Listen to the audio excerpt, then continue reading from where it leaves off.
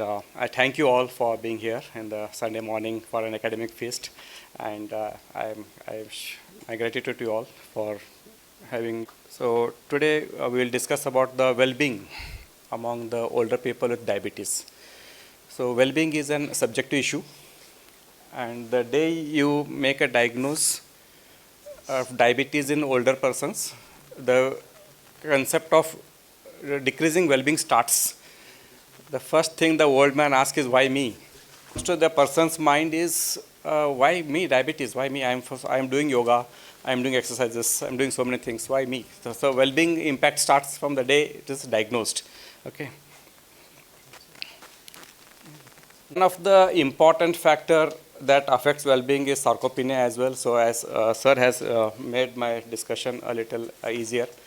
So I bring greetings to you from Department of Geriatrics, Shri B.M. Patil Medical College Hospital Research Center, where we started way back in 2007, and now we are with MD in Geriatrics with 2 students going out every year for last 3 years.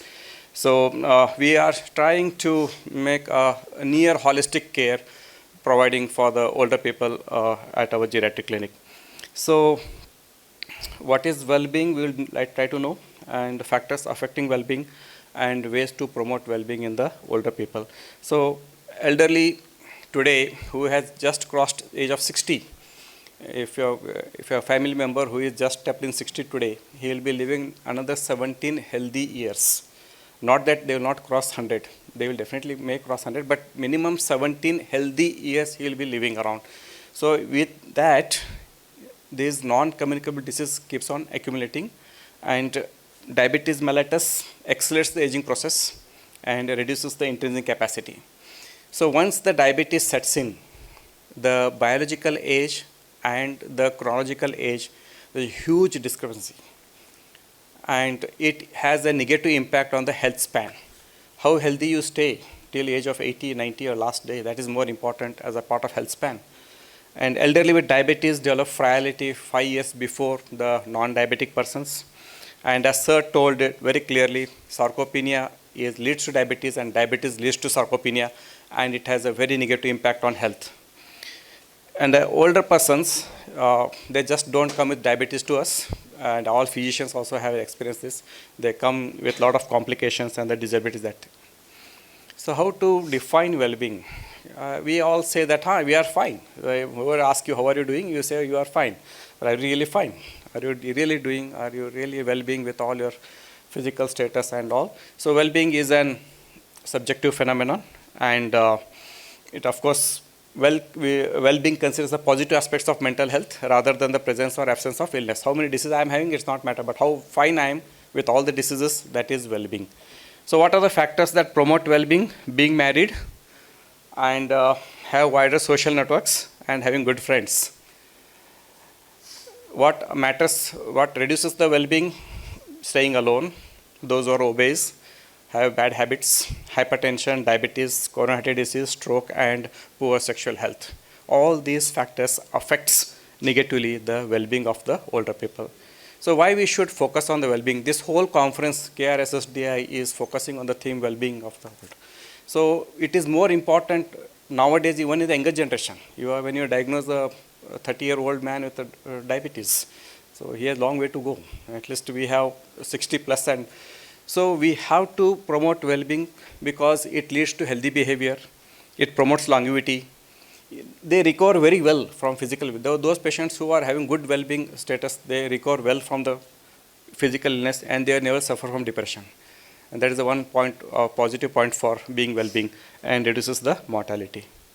So if you come across an old person today with diabetes, which you are all, every day it is our business, now you will have the old patients with comorbidities, will have complications, you'll have to deal with polypharmacy, you'll have to deal with the disabilities, you'll have to deal with infections and sarcopenia.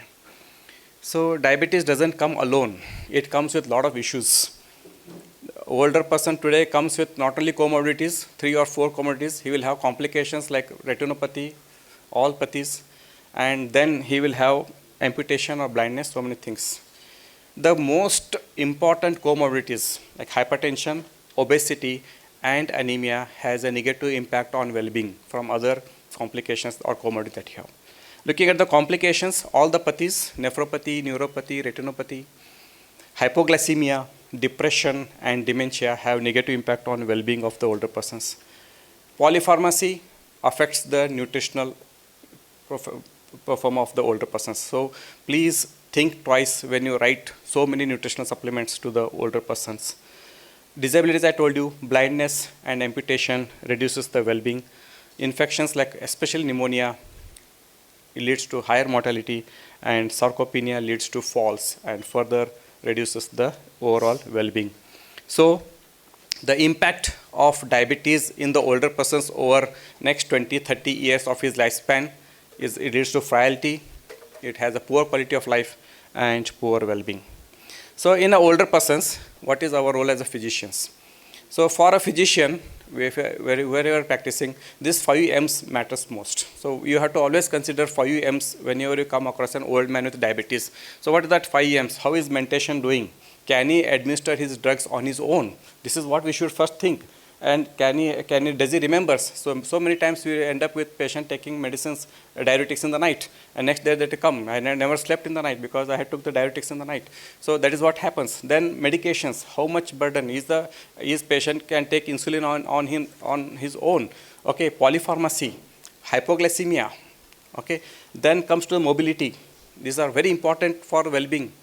So is he having a falls, frailty, weakness, neuropathy, and what matters most? So a older man comes to your clinic, always ask him what is that matters most to him. Rather than enforcing what we know and what we can do, ask him what is that he wants to be, how his quality of life is, and how he wants to live his life. So an older person with diabetes today, what is our role? When a person comes with diabetes today, a first-time diabetic or a known case of diabetes, what is our role? We need to assess, we need to screen, we need to protect, promote, and prevent what all we can do that I will discuss now, and ultimately improving the well-being. So what we should assess for, as sir told, sarcopenia. Every patient comes to you in the first day itself, you will assess for sarcopenia, whether he is in sarcopenia or not. Frailty, functional capacity, irrational polypharmacy, and social issues, especially elder abuse. Okay, and these guidelines are mentioned in the recently published Diabetes Care 2026. Now, as sir told, sarcopenia is very important. I'm not going to waste much time. As sir told, make him sit 5 times, and if it takes more than 15 seconds to do this, then he is definitely having sarcopenia. Okay, and we use hand grip dynamometer in our OPD to assess the strength of the muscles, and it will tell if less than 27 kgs, he is definitely having sarcopenia. These are simple screening methods, and what we can do, even whether to know whether we are having sarcopenia or not, just make a circle of thumb and the index finger at your calf muscle, mid of the calf, and you see whether it touches equally or not. This is what we do in every patient. I just tell the patient to put your fingers and in touching index finger mid calf, and it was overlapping into him. So you can see the overlapping. And somehow I was not convinced, so I did a measurement. Did a tape measure, it is 29 centimeter.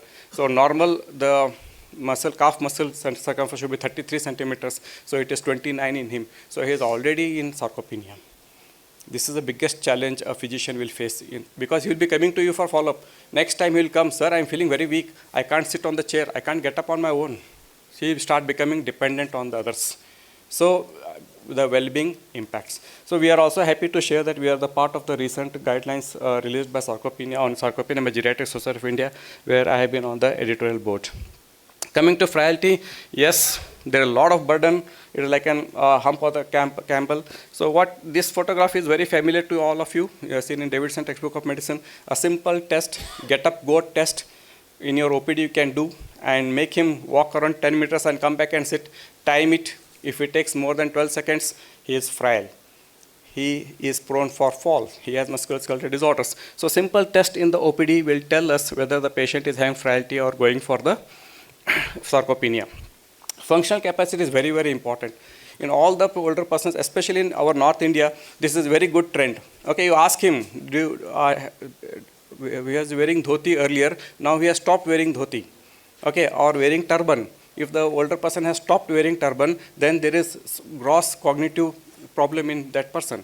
And to know how is activity of daily living and instrumental activity of daily living, so just ask him, how did you reach my clinic? He said, I came by cycling, I came by scooter. So that itself tells that they are so actively in activity of daily living is concerned. So functional capacity is very good in them. So we are conducting one ongoing study, which was also presented at DICON, and when extended results were presented at the Geriatric Society of India recently held, and Dr. Babu Ranjendra Naik organized DICON in 2025. This paper has laurels at the national and state levels. So what we found, duration of diabetes in the functional capacity was, as the duration of diabetes increases in the older persons, say 10 years, the impact on instrumental activity of daily living is almost 55%, and then activity of daily living in 68%. So functional capacity is impaired in persons who are diabetes for more than 10 years. So this is what is our ongoing study telling. Comorbidities. If the older person has more than one comorbidity, it has an impact on functional capacity, as you see the red lines here. This is the most important for all of physicians. You prescribe more drugs, more problems in the older persons. So patient taking more than 4 drugs, there was huge impact on instrumental activity of daily living, that is activity we do outside the home, and activity of daily living, that activity is all we do once we get up in the home. So it has a very negative impact on both the functional capacity, the number of drugs. Irrational polypharmacy, yes, what in geriatric practice we do is called brown bag concept. So we tell the person to bring all the medicines that they're taking, and we sit and sort out what is required and what is not required, and all that required. This lady was required is 5 medicines, and unnecessarily she was consuming so many medicines. So this leads to again nutritional impairment and frailty and all those things. Most important aspect, mental health.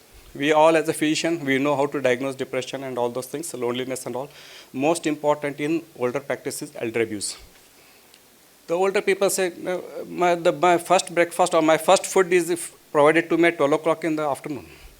There is no system of breakfast in my home. My daughter-in-law gives my first food at 12 o'clock. How do you expect my sugars to be under control? Night, sometimes we go without food. We just take medicine and sleep without food, and morning land up in hypoglycemia. So always consider elder abuse in the older people when there is an uncontrolled diabetes despite good medicines you have prescribed. There are frequent hypoglycemias. That's very, very important. Older persons coming with frequent hypoglycemias to your hospital, think that is this lady a victim of abuse. Non-compliance to medicines, because they tell that my son didn't bring the medicines. I just take half of what is there in which is left to me. Okay? Irregular follow-up and denial of symptoms. Think elder abuse, because this has a huge negative impact on well-being. What you should screen for, second aspect, screen for cognitive impairment, urinary incontinence, falls, pain, depression, and hypoglycemia.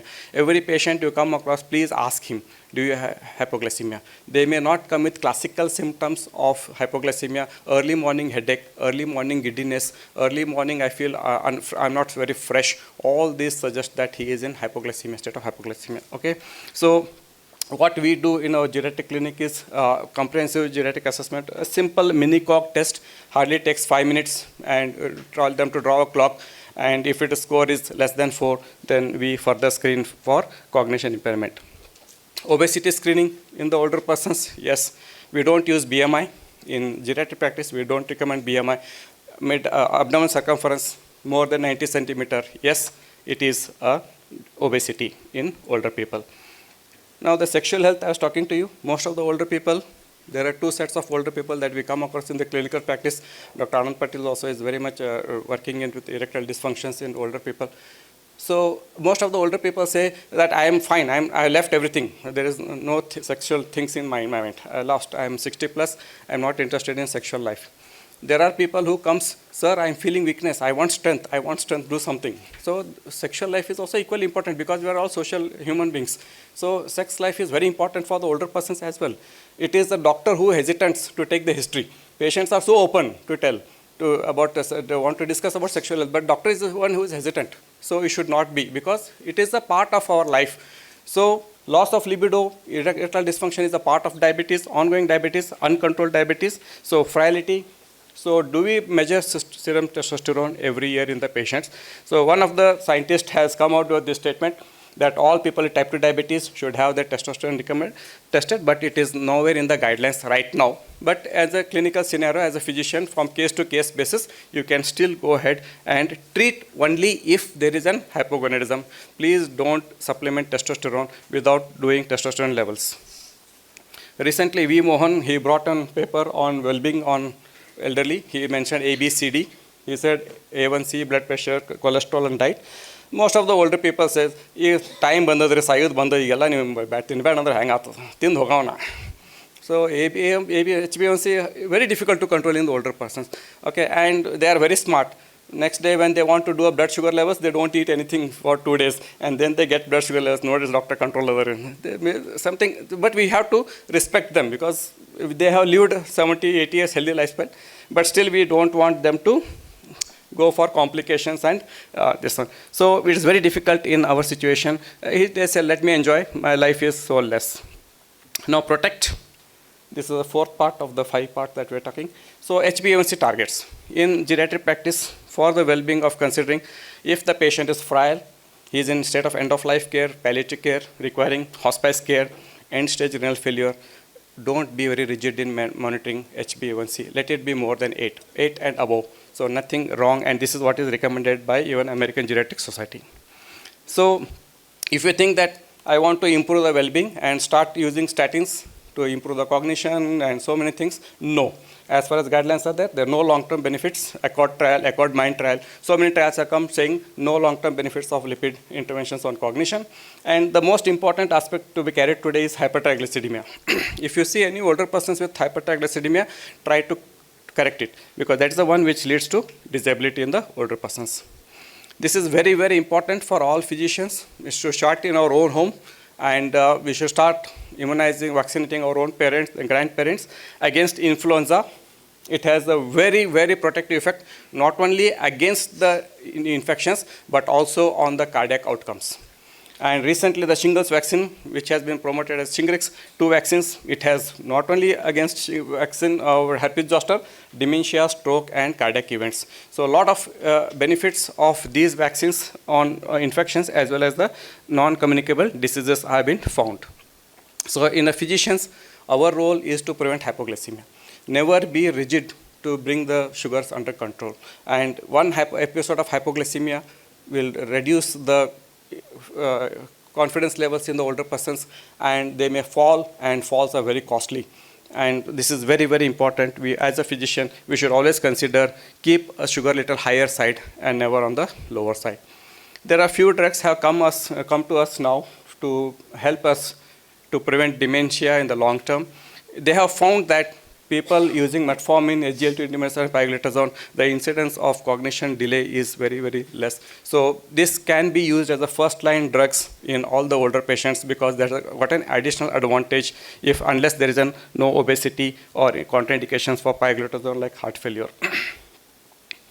So drugs that we should avoid using in the older persons, because these are the drugs which can mask the symptoms of complications, or it can lead to complications like thiazide diuretics leads to falls, beta blockers mask hypoglycemia symptoms, amitriptyline leads to weight gain, oral contraceptive clonazepam can cause hyperlipidemia, statins can cause hyperglycemia. So use the drugs only when indicated and not as an prophylactic among the older population. Coming to the last thing, technology. Yes, there is going to be a talk on technology now. We have been talking about this. A lot of continuous glucose monitorings are there, pumps are there. Yes, definitely it has benefits on the older people also, but you should ask the person first. Are you going to use this technology? And are they affordable? And are they going to continue it? Because it cannot be just one-time use. But the studies have found that use of technology reduces the progress to frailty, reduces hypoglycemia, reduces the cognitive impairment. So definitely technology has an edge over the management in diabetes. So to conclude, the diabetes is a common denominator for all complications, disabilities, and poor well-being among the older population. This is very, very important. We should know. Diabetes it just doesn't come with high sugar levels. It comes with a Pandora's box. Diabetes in elderly is patient-centered care. We cannot look for only one thing at a time and say, no, it is an holistic care in geriatric practice. Metformin is still the best drug, the first line drug, has good beneficial effects, improving the longevity in the older persons as well.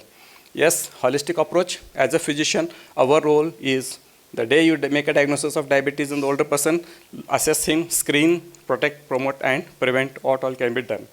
So goals of HbA1c should not be rigid in 70 plus or 80 plus people. And for well-being, among the older persons, among your patients, address that matters most to them rather than what we know. So that is how holistic care will help the management in the older persons. So thank you all for patient hearing. Panel is now open for discussion and queries.